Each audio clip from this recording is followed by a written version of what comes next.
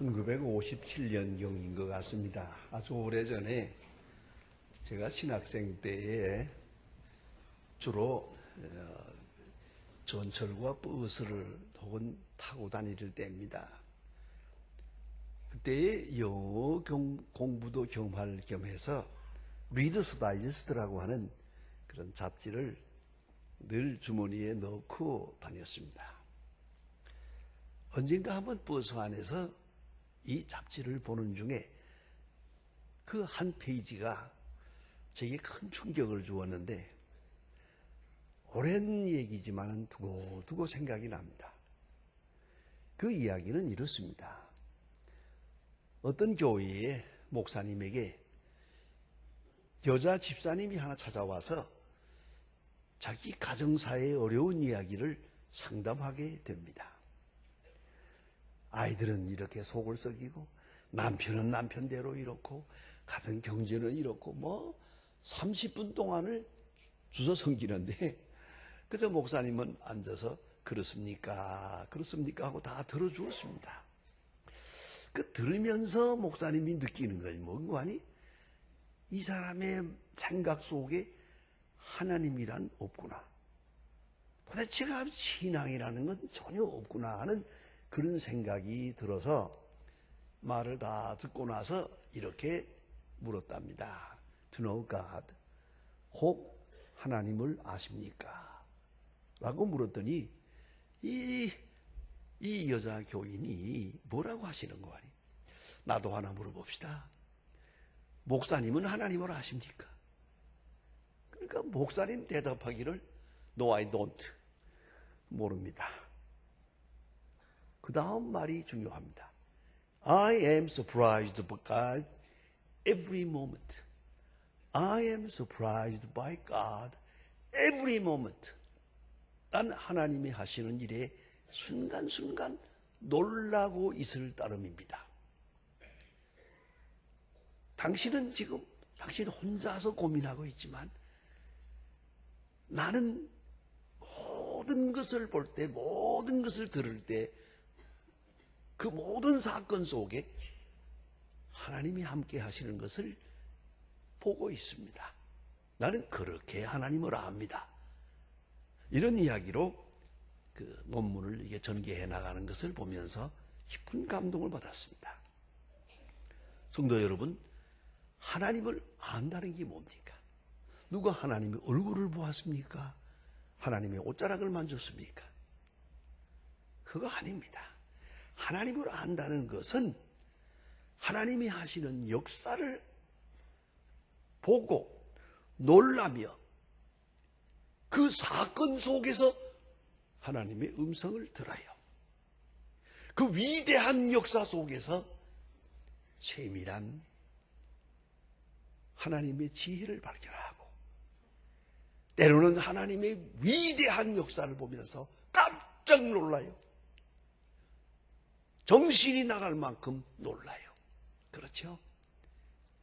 그런가 하면 하나님의 진노를 느끼기도 해요. 때로는 그 사건 속에서 하나님의 사랑을 느껴요. 엄청난 사건 속에서 사랑을 느낍니다. 그것이 바로 하나님을 믿는다는 이야기예요. 어느 교회에 젊은 집사님이 한 분 있었는데 벌써 망해서 손댈 수 없는 공장 하나를 인수해가지고 이 젊은 집사가 열심히 일을 해서 신제품을 개발하고 해서 큰 성공을 했습니다. 돈이 막 벌려집니다. 그러니까 교회에 갈 시간이 없었습니다. 너무 바빠서. 신앙은 밑바닥을 쳤습니다. 어쩌다 한번 교회에 나와도 그저 피곤해서 졸고 앉았다가 축도하기도 전에 빠져나갔습니다. 바빠서. 이렇게 가면서 그 영혼은 망가졌습니다. 그런 중에 IMF가 걸렸습니다. 융자받았던 돈은 고스란히 빚으로 남게 됩니다. 사업은 완전히 망했고 이제 와서 하나님 앞에 무릎을 꿇었습니다. 그리고 목사님께 부탁했습니다. 여러분, 모든 사람이 목사님께 와서 예배 부탁을 하지만 이런 부탁을 받은 일은 이 목사님도 없고 저도 없습니다. 개업 예배합니다. 와서 예배 드려주세요 하는 말은 있지만은 이 목사님은 뭐라고 했는 거 아니? 폐업 예배합니다. 와서 예배 드려주세요. 폐업 예배. 그래. 공장에 가서 폐업 예배를 드렸습니다. 그때의 집사님이 하는 말입니다. 예배 후에 말합니다. 사업이 잘 될 때 정신없었습니다. 영혼은 죽었습니다. 이렇게 끝나면서 사업은 망했지만 내 영혼은 살아났습니다. 그래서 폐업 예배를 부탁한 것입니다.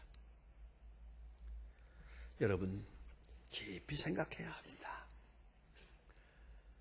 오늘 본문 말씀은 그 본문 말씀이 기록된 그 사건, 그 당시로 돌아가서 생각을 좀 해야겠습니다. 예수님께서 많은 사람들과 함께 계십니다.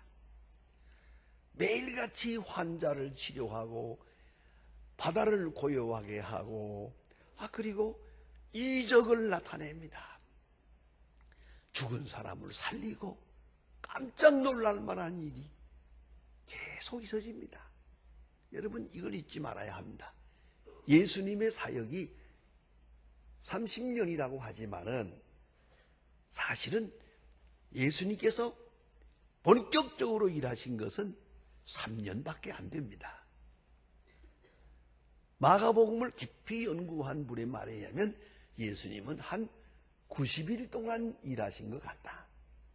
그러니까 아주 집중적이에요. 아침부터 밤까지 이적을 나타내고 많은 하나님의 말씀을 전합니다. 부지런히 전합니다. 쉴 새 없이 전합니다. 이렇게 역사하고 계실 바로 그때입니다. 자, 그 사람들은 이만하면 예수님을 통해서 하나님을 만나고 주의 음성을 들어야 하지 않겠습니까? 그러나 그렇지 않았습니다. 불신앙의 사람들은 예수님을 쫓아다니면서 계속적으로 또 다른 표적을 구했습니다. 여기에 귀신이 나가는 표적을 보았어요. 바다가 고요해지는 표적을 보았어요. 5,000명을 먹이는 표적을 보았어요. 뭐 그만하면 될 것 같은데 아니요. 이거 말고 또 좀 특별한 표적, 천지개벽 같은 화끈한 표적을 구합니다. 또 다른 표적, 또 다른 표적. 이건 표적이라는 말은 요새 영화 드라마 제목처럼 사인이라는 말입니다. 사인이라는 거예요. 헬라 원문으로는 세메온이라는 거예요. 사인이라는 말은 중요한 말입니다. 당신이 하나님의 아들이라는 사인을 보여주세요. 당신이 하늘로부터 왔다고 하는 표적을 보여주세요. 보여줘도 또 다른 표적, 보여줘도 또 다른 표적을 구하고 있더란 말입니다. 그래서 예수님께서 대답을 하십니다. 이 마지막 대답입니다. 요나의 표적밖에는 더 보일 것이 없다. 참 귀한 말씀입니다. 요나의 표적밖에는. 표적이라는 것은 귀로 듣는 말씀이 아닙니다. 눈으로 보는 말씀입니다. 몸으로 실제 경험하는 말씀입니다. 표적입니다. 우리는 눈으로 보는 것만 사건이 아니에요. 귀로 듣는 것만 사건이 아니에요. 몸에 부딪히는 사건이 있잖아요. 엄청난 사건이 우리 앞에 계속 전개되고 있습니다. 그 속에 말씀이 있습니다. 사건 속에 말씀이 있습니다.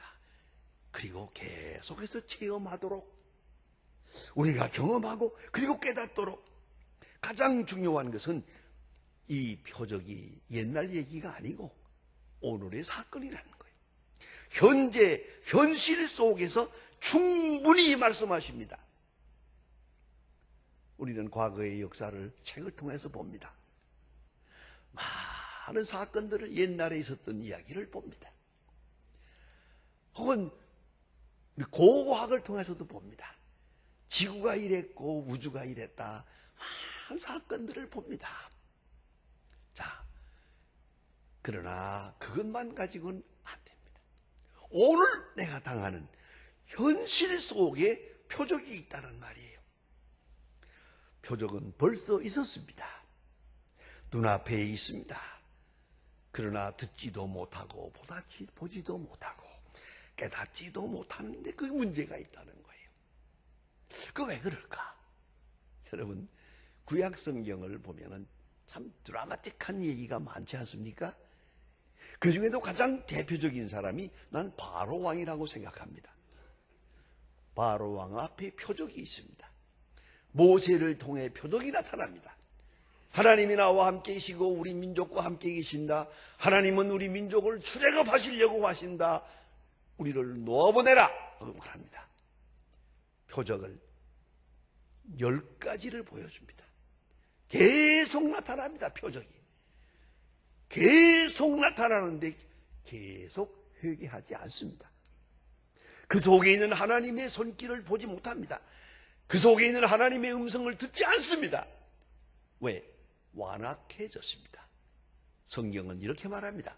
강팍해 하시니라. 마음이 강팍해진다. 굳어진다는 말이죠. 이게 굳어지면 들리지 않습니다. 보이지 않습니다. 이게 문제입니다. 성경은 이렇게 말합니다. 하나님께서 바로의 마음을 강팍해 하시니라. 마음이 굳어졌어요. 표적을 보고 그래도 믿지 못해요. 홍해가 갈라지는 걸 보고도 믿지 못해요. 이게 얼마나 어리석은 사람들입니까? 오늘도 그렇습니다. 많은 징조, 많은 표적을 봅니다. 보는 사람이 있고 듣는 사람이 있고 느끼는 사람이 있지만은 영영 느끼지 못하는 이런 완악한 사람들, 그 종말을 우리가 보고 있습니다. 저는 이 경험을 대단히 자랑스럽게 생각합니다. 제가 젊었을 때 한국의 유명한 부흥사요 대표적인 순교자인 그런 김익두 목사님을 제가 몇 번 만나 뵌 일이 있습니다. 신촌 서북교회에 가서 목사님 앞에 가서 청년들 이렇게 모아놓고 그저 앉아서 이렇게 재미있게 옛날 얘기를 하시듯이 이렇게 성경 공부를 하는 걸 제가 참석해서 들어본 것을 참 자랑스럽게 생각합니다. 그때 하신 말씀입니다. 직접 들었습니다. 본인에게서. 어떤 날 여름에 모내기 할 때 그 더운 때 이렇게 부흥회를 떠났대요. 옛날에는 다 걸어 다녔으니까 이리 걸어가고 다 먼 길도 걸어 다녔는데 가다가 보니까 논두렁에 앉아서 많은 사람들이 모내기를 하다가 점심을 먹고 있더래요. 쭉 둘러앉아서 아주 웃으면서 이렇게 화창한 날 점심들을 먹는 걸 보고 가만히 있을 수가 없어서 지나가다가 예수 믿으세요 그랬대요.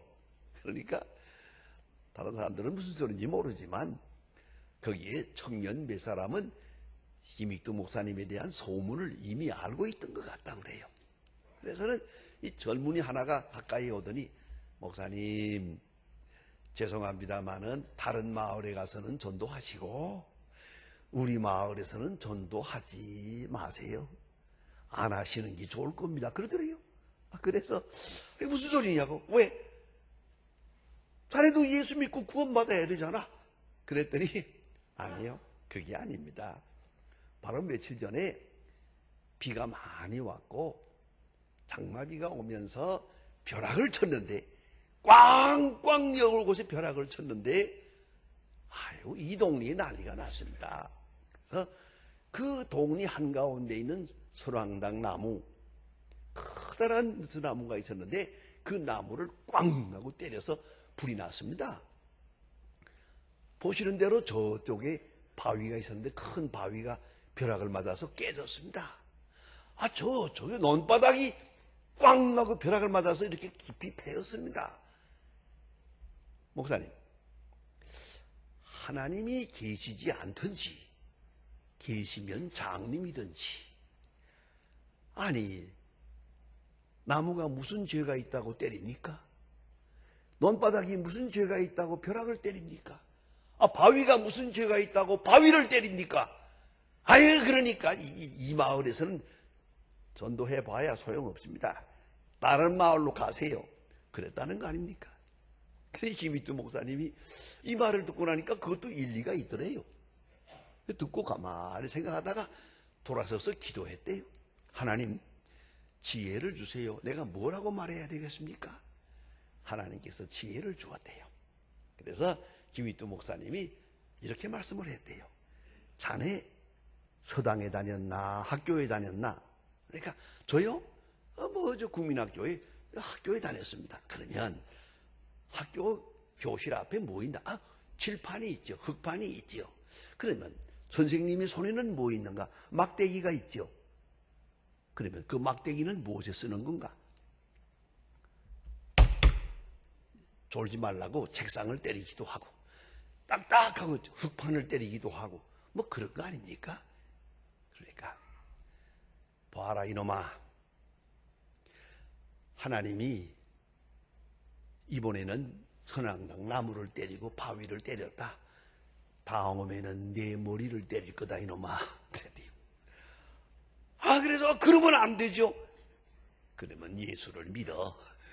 그래서 그 교회에서 부흥회를 해가지고 그 마을에서 교회를 세웠다고 하는 그런 자기 경험담을 얘기를 합니다.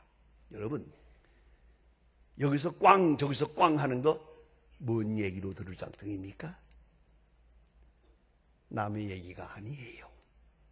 이걸 잊지 말아야 합니다. 이것은 가까이 오고 있는 거예요. 절대로 먼 얘기로 들어서는 안 됩니다. 물론 남의 얘기도 아닙니다. 표적을 읽을 줄 알아야 됩니다. 성경은 말합니다. 요나의 표적밖에는 보일 것이 없다. 왜요? 요나라는 선지자는 선지자 중에 제일 못된 선지자예요. 질투도 많고 사람이 성깔이 못돼 먹었어요. 그러나 참 중요한 것은 요나의 말을 듣고 니누의 성은 회개했어요. 회개하고 구원을 받았어요. 자, 요나의 말을 듣고 니누에가 구원을 받았는데, 자, 너는 어떠냐? 오늘 주시는 말씀을 듣지 않으면 그 다음은 어떻게 될 것이냐고 말이에요. 여러분, 니누의 성의 회개에 깊은 신앙적 문제가 있답니다. 요나는 니누에가 구원받길 바라지 않았어요. 그래서 그 원수의 나라니까 하나님 명령에 의해서 가서 전하긴 하지만 이거 보세요. 40일 후에 망한다. 그런 거로 회개하고 구원을 받으라 라고 말하지 않고요. 망하길 바랬으니까 잘됐다 싶어서 돌아다니면서 통고했습니다. 40일 후에 망한다. 하루에 한 서너 번 했을 거예요. 40일 후에 망한다 하고 소리 지르고 다녔거든요. 보세요. 그런데 이 말을 듣고 왕으로부터 온 백성이 회개를 했어요. 왜? 여기 중요한 문제가 있어요. 저들도 알고 있었거든요. 이렇게 타락하고 이렇게 죄를 짓고 이렇게 못된 짓을 하면 망하지. 망하고 말고 다 그 생각하고 있었어요. 하던 중에 요나가 땅 하고 한마디 하니까 옳지, 때가 왔다. 우리가 사는 생활, 우리의 죄악된 현실은 망할 수밖에 없어. 당연히 망해야지. 당연히 망해야 한다는 것을 인정했어요. 그것이 회개예요. 당연히 망해야 한다는 것을 받아들였어요. 그것이 회개입니다. 그럴 때 니느웨 백성은 구원을 받았어요. 놀라운 사건 아닙니까? 요나의 음성을 듣고 니느웨 백성이 구원을 받았다. 요나의 표적밖에는 보일 것이 없다. 그렇습니다. 오늘도 우리 눈앞에 많은 표적이 있습니다. 먼 얘기가 아닙니다.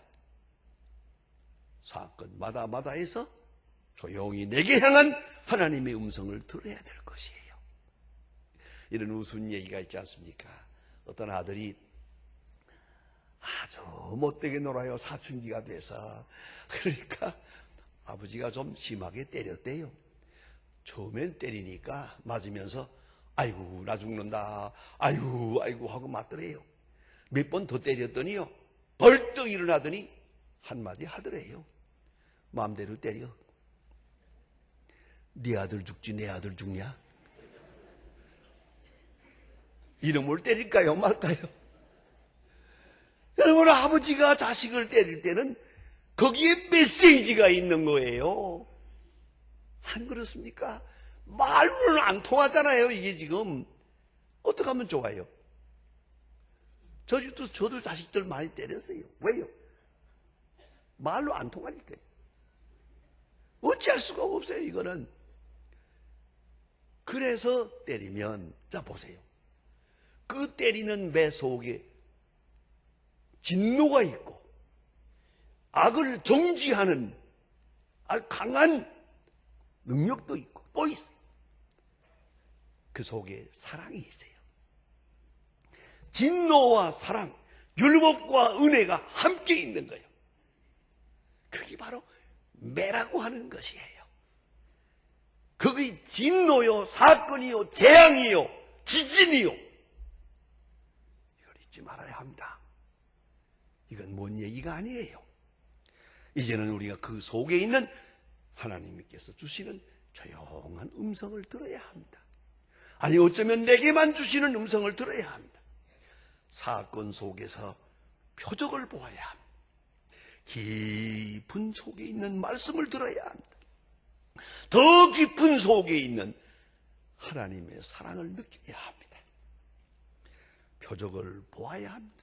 표적을 읽어야 합니다. 표적을 믿어야 합니다. 그리고 회개하고 좀 더 하나님 앞에 가까이 가는 시간이 되어야 되고요. 요나의 표적밖에는 다른 표적이 없노라. 얼마나 귀중한 말씀입니까? 십자가는 표적입니다. 그 표적 속에서 하나님의 무서운 진노와 동시에 우리에게 향한 하나님의 엄청난 사랑을 확증할 수 있어야 하겠습니다. 오늘도 새롭게 주의 음성을 듣고 몸과 마음을 새롭게 해서 우리의 믿음을 다시 생명력 있는 믿음으로 그렇게 믿음을 중생케 하는 귀한 역사가 이루어져야 할 것입니다. 기도하십니다. 하나님 아버지, 오늘 아침도 저희들을 주님 앞으로 불러주심을 감사합니다. 우리가 아무 일도 없고 아무 일도 모르는 것처럼 평안한 마음으로 이 자리에 있사오나 우리 주변에는 지금 엄청난 일들이 있습니다. 주여, 조용히 무릎을 꿇고 이 모든 것을 통해서 말씀하시는 주의 말씀을 듣고, 아니 내게 향한 주의 음성을 확실하게 듣고 진실하게 응답하는 시간 되게 하여 주시옵소서. 표적을 보고 표적을 읽고 표적을 들을 수 있는 하나님의 사람들로 살아가게 하여 주시옵소서. 예수님의 이름으로 기도합니다. 아멘.